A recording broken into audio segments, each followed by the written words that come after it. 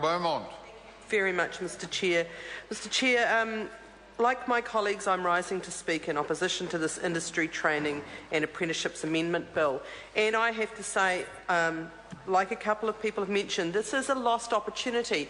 And I just want to explain that before I speak specifically on Clause 15 of the bill, and particularly in relation to 11A and 11B around industry training organisations and also persons other than industry training organisations receiving funding for industry training. The reason this is a missed opportunity is we had a real chance to get a bill that dealt with something as important as industry training and apprenticeships to have cross-house support. And that would have been, I think, a very important signal. In some regards, this is one of the key structural problems in our economy. The skill shortages that we have in trades and technical areas, the fact that we have high unemployment, especially for young people, at a time when we are having to import people into Christchurch to rebuild that city because we don't have enough skilled tradespeople. And when there is a change of government and we get a real building program going in Auckland of affordable housing, we will have a problem of training of tradespeople, but shortage of tradespeople to do that work. That is a really important structural problem in our economy, and it is absolutely disgraceful that we are not dealing with this. And we could have. There was an opportunity with this bill to get real consensus on something as important as industry training and apprenticeships. And I think the public of New Zealand want to see this issue sorted out because people know that it is important in our economy to have the people who can do that skilled work that doesn't necessarily require them going to university to get a degree, but does require them going through what is a time-tested and very, very worthwhile process, and that is an apprenticeship. An apprenticeship to get a skill that is really important and valued in our country. But in fact, what we've done here is missed that opportunity. We've missed that opportunity, and we will have, as others have said, we will be voting against this bill. The government will force through a bill that actually potentially undermines those important needs that I've just outlined. And our first reason for thinking that that is an issue of concern is this almost, I think, ideological provision. So instead of industry training organisations being able to get about and do their job, we're going to enable funding to go to others to do this. Now, who will those others be? Well, those others will be large businesses. They won't be small businesses, and they won't necessarily be delivering the industry training that we need delivered, which is to provide people with the sorts of skills that are transferable, the sorts of skills that we need across a whole industry and not specific to a particular business. When the industry training scheme started, I was on the board of an ITO, and at that stage, that was clearly what happened with the funding. The funding came in and it basically went out to the larger businesses in that industry to do training that actually, in all honesty, they should have been doing themselves. Business-specific training. This industry training and apprenticeship money is not to do the training that businesses need for their own specific needs. That is a cost of doing business, as is health and safety training. Those things actually pay real dividends to a company. There's no question about it. So any good employer knows that if you invest in training and if you teach people what they need to do, you will get better outcomes. Productivity will rise. There is research evidence after research evidence on that.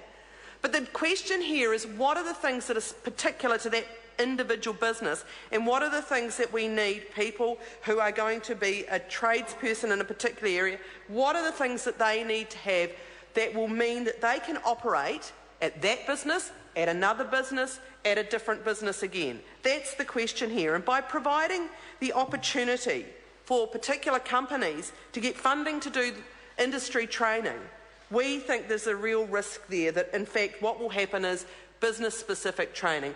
It's yet another example of a commitment to privatisation Mr Chair. Carol Beaumont. Mr Chair, thank you.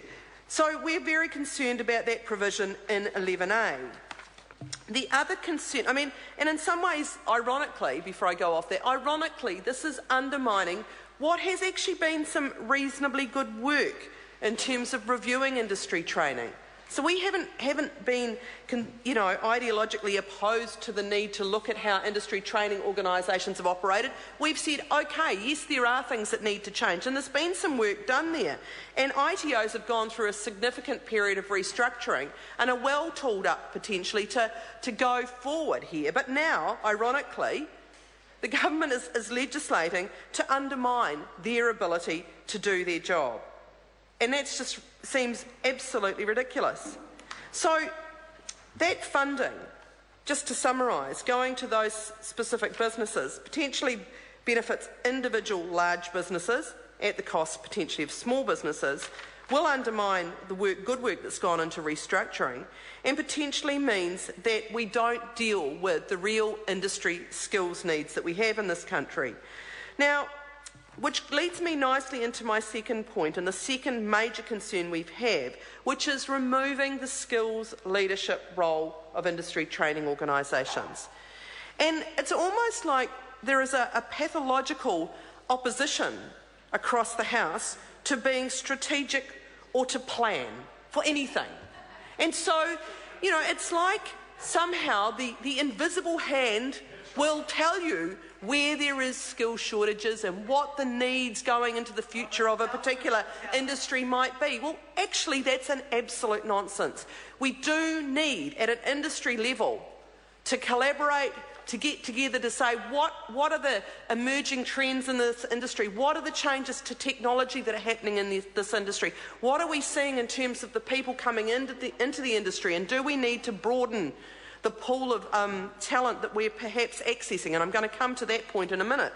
But that happens at an industry level, not an individual business level, and that skills leadership role for industry training is being taken off ITOs. And that is just a complete and utter sham and a nonsense, because we have skill shortages. I absolutely challenge somebody opposite to stand up and tell this House that there are not major skills shortages in this country. And I know that none of you can, none of the members opposite can, because we know it to be true. The public know it to be true. And to do something about that, we need to be strategic and we need to plan.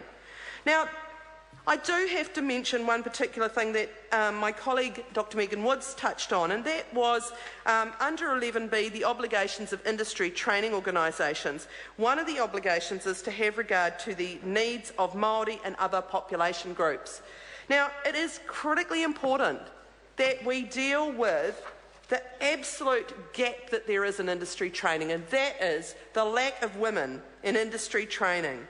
When we've got 1% of the trainees in building and construction are women, 6% in infrastructure, 7% in electrical supply, there is a problem here. And as it was mentioned, the National Council of Women came up with a very sensible suggestion about dealing with this, which could have also been part of this bill, and that is to put women specifically in there as one of those targets, if you like. We're talking about the majority of the population. And we are therefore reducing the opportunities available to women, but we're also meaning that businesses are not necessarily accessing the full pool of talent.